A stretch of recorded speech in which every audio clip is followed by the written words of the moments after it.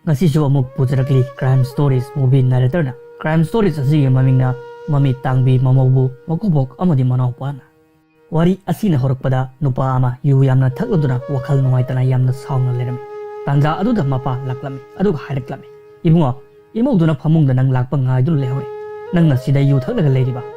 ibungo ngasiche nangi luhongbu numitnine luhongbagi ahing pangthokkadabani luhongbagi ahingda adumna tawba hongnadi chalo nathau pangthokluchu Macana baba nangna haibdagi namfuda Mamit Tangbi nupi siga lohong kibani aduga hojikna nangna pamlibase Mamit Tangbi asiga aiga yuman mari thambo sira aigi punchi apamba amata leitabadawna nahangna hariba sing adubu sum tawduna lei haibro ai magi manakta su changningde yuman mari su thamningde nangna yamna yuman mari thamaningba targadi nahag hek tawrucho yamna sauna hadami mapa aduna mathong chadaba harga khopana tharaklami aduga harami tumilayu chakhotaba Nomit chopa ngausanaba namanaba singduga koicha chatpa yu thakpa churup thakpa lupa ama phawbodi tani khangtaba nangi nanau nupa mantu mapal mahi tamdi nang khangliba natra paisa kayam changi haiba thagi lising kotha nimpu aina ngasi phawba saving torokpa loinabak loikrabani nangchu tandre hajikti aishu paisa amata thoktre maram aduna Mamit Tangbi nupi asiga nangal luhongkhibani maramdi nupi mayumdagi lakkun phanglibani karigumba paisa adu phanglamdaba targadi mantu du kauthoklaga yum asida nang dawna aremba charga leiba tabani adugi matungdi akoi hum pulduna bikhan niba chatpa tab nangi punchi kathokpa aduna nangi nanau adu mahi mapung phana tamlaba matungda thabak amadi phangjaragani awaba pumba koklagani dana khoi ke mu ibunga aina khanba yaba khalaba tungda nangbo Mamit Tangbi nupi asiga honglibani emo asi Mamit Tangjai haiba tari mangonda nupi ama olbagi awatpa amata yaudabani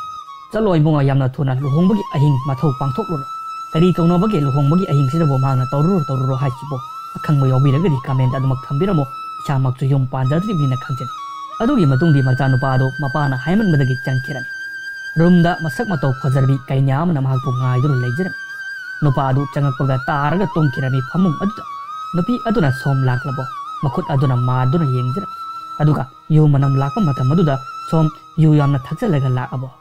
kaim kaide hites aishu khange nangi su manglan kaya ama leramgani aduga aiga luhongbasida nangi manglan singdo loinama kairamlagani nang matha yamna saramlagani haidi nangi punchiduda aibu senabada awaba oiragani haina adubu nahak yamna khanjaluganu ai thabak ayamba itomta loinamak tawba hai marak khara matam kharadi nangi matengdi changani maramdi mafam asida ai anawbo oina lakpanina adubu tapna loinamak ai khangma ngamlakani adu matungdadi ai amuk hana nangi nafamda yellaroi harmi asomna nupi isina haiba taragasu hitesdi mahaki wakhal nungaitabadu heman khibna maram orga mafam asida kablaklami makha tarakpa mathangi numit nupina hites yengo nangi asawbudu ai khange adubu nang engonda wa phawba ngangdabududi ai nungaite masida ai kari iralno ishorna aibu mit uhan biram dabani aina ai ima ipada aibu luhongdaba yade hain haikibasu leite adubu namfuda aibu makoi luhongpire masida ai kari iralno haibiu engonda yengo asomna harga mahaki mafamda ilamba phi adubu haidokirami yengu engonda kari awatpa yawbuge nupi ama oibada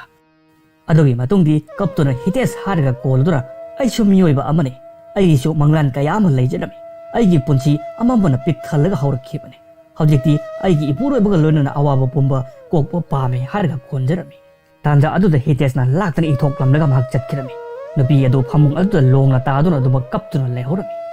mapalda mapa phamlami machanupa hek tholokpaga hites sidala ibungo masi nangi nupi nine aigine imo adumna tawganu hitesna baba ai kari taw haibaro mapana nangi nupi ni kari problem no nangna leiribase hitesna baba masigi nupi si ai nungsiro haiba sungya yadi kari taw haibano gyan taw baba aina hairise mapana ibungo laminara kanda nungsinara kadabari hitesna baba nangna aigi punchi je lekha ta halabani hojikti makhata na aingonda kaim haireklakano aigi apamba tawge nangna namokse purakpani yum asida thamba pamlagana thamba pamdagna adumak chinthoko harami maka aigadi mari lenade ai chalage haramlaga mahak thokkirami mapa adu wakal khalaga lehorami ngaki matungda mama oduna cha puraga tholaklami mapa na ibema ai karu yadro adum laktobo leirabadubo lao fam mama na baba ai khange inimbok tu leikitaba chahi yame haiba matam adudagi nakoi mayamna thabak tawraga laklabani aduna hojikti baba karim tawrano aina loina tawraga dawani hojikti ai lagletana nakoi mayamgi seba tawba haibasna ai gi thawni ai mi tangjarasu kedawrage ai gi pukningi mitari loinabak uba ngami maram aduna yumgi thabaki maramda baba matha sarganu baba na maram oraga ai yum asida mau oina lakhibani asomna mamo asena mapagi mafamda wari liba matamda mapa asena mamogi mafamda yengudoba miyenga yengba horaklami mamongna baba chadubu kamdobage mapa khangprek khangna yan hawi karigumba problem leiba targi nahak engon haro imubema hoi baba hairke mapa na nahak di jaga thaklabro mamo duna hoi thagle baba fare fare cho pothar jaruro mapa duna haiklami adugi makha tarakba numit adugi nungdangda mapa adu yu thak tunu lerami tanja adu de hetes yum adu da halaklami mapa na lao phamo harga yu haijelaklami aduga machada thakna bani haiduna piraklami hetes masada hainaja ba khara phawrami mapa aduna haraklami thao kedorobage hojikti nahaksu chaurabani ipa aicha hojikti marup orabani ne thao kaim kaide nangi marup ne hana khallo cheers adugi matungdi mathang hajelaklami aduga haraklami ibungo nahakna imogi mafamda tawriba thabak asi yamna lale machana yamna sauna lalibadi baba nangni ne aibu mami tangbi amaga luhonglaga mapana karino nahakna haribubo mahak asi nangi nupini ne machana adu kari taw hayuno aidi leminaba ngamloi baba nangna purakpani nang thilucho asom harga yu ngawa hengalaklami tanja aduda mapana tumningnaba hidak amakak yu aduda hapchalaklami aduga se nako khar ingnabani thau harga pikirami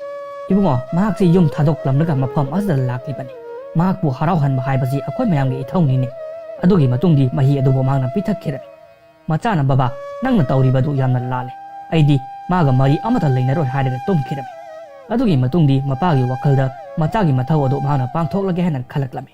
adugi matung machinda asuk phajabi ama pirabase harabagi mahutta mahana saudur laribase bukarigino aina thokpa tawrge harga changkirami amoromduna mamo adu hites lakpa ngaiduru leijerami mapa adu tumina thongjinda leptuna yengduru lerami adugi matungdi mi ama lakpagi sawum phangbada nak halaklabro haina mamo aduna haraklami adugi matungdi lao harga chingsenkirami makubok adu wa amata ngangde wa ngangdaba aduda mamo aduna di hites saubagi ngangdawni haina khankirami maram aduna orga mafam asimaktada makhoi ani puluduna yumban mari thamkirami makha tarakpa mathangi numita machanupa atomba mantu makhogi yum aduda halaklami kamdorige baba nasaga na yekte ko mapa aduna yam nungairi khangauduna nangdi laina mantuna baba college ki numit nini chuti thare aduna koruge laklaban dadagi luhongbusu yawba phangaudre maram aduna aina khanbada dada amari itemaga unaruge hana laklabani dadadi kaida leikhrbage mapana nayambadi magi marupsing aduga churup thakpa yu thakpa chalamani adugi matungdi mantuna iteimadi mapana nataimadi kamanungda lehobani adugi matungdi mantu matai mabu kauduna changkirami aduga thong adubu hangaga yenglubada tomina chap leptuna munna yengjarami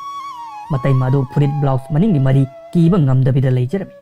aduga ngahak leraba matung mantu chansillaklami matai mana mantubu hitesni khalluduna som halaklabo hites aigi marisi amukta kibiramo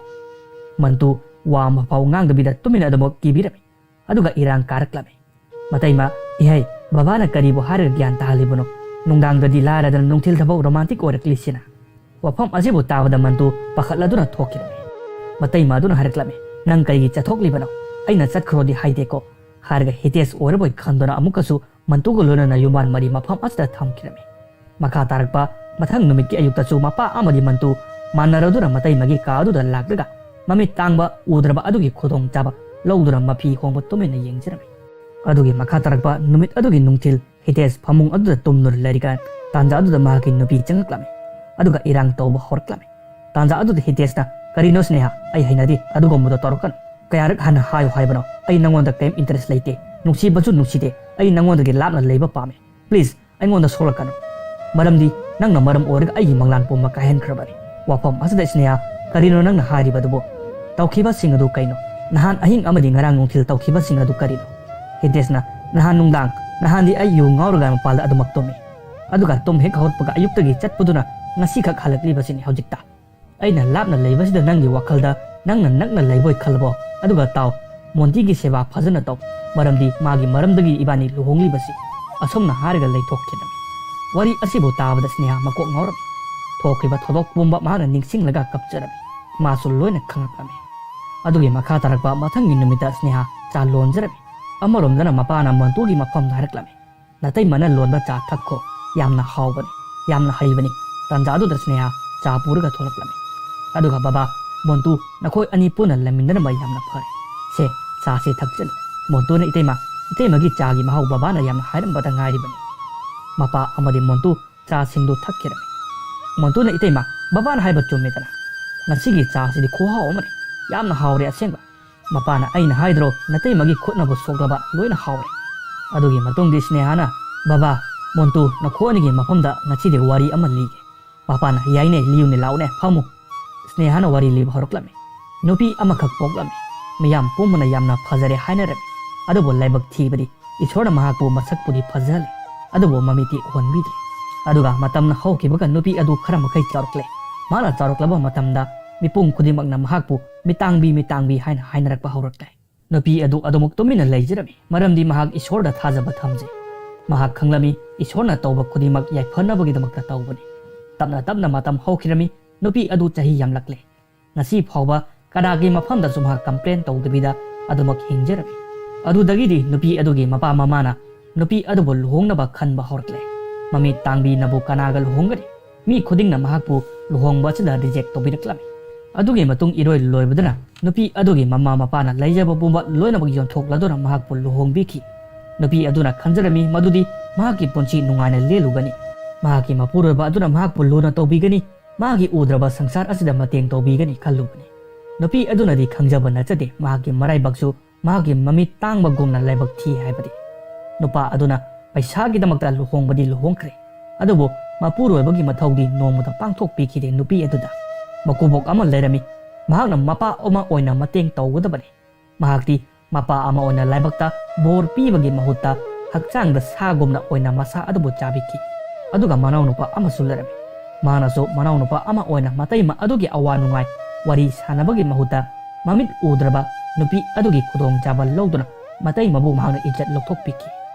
Aduga nakhoi mayam khangbro wari asi lorakpada kari oigani haibadi. Mamit tangbi nupi aduna mahaki punchi wana hinglaba matung nupa mayumda nungaina hinglage khaluba manglan kaadaba tungda mahakna makubok amadi manaugi chada hu hapchen khirami.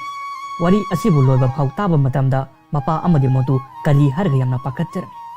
Snehana makhatana haraklami. Asom tawdana phatkidraba makhoi anigi punchido mitangbi nupi aduna hu hapchalaga mapunchi lotion khirami. Asomna makhar taraklami. Montu amadi mapa mafam asimaktada hogi maya aduna tharo maro olaga thawai thakirami. Sneha nophet tawroduna matang asida mitangbi nupi adugi wari lore haraklami. Matang asiga lonana movie narrator na porakliba crime series story sigi wari ju matang asida lotion khirami. Thajable wari asi gyan soidana maki adamak tabiramgani mi phattanaba tawba targadi adomda adamak khalai haibdo series asida ullibani sugumma thodok asi tasengna thoktabasu yaudaba natti. Makhatana sugumba web series kaya mapuduna lakchekigani long live movie narrator. Thank you.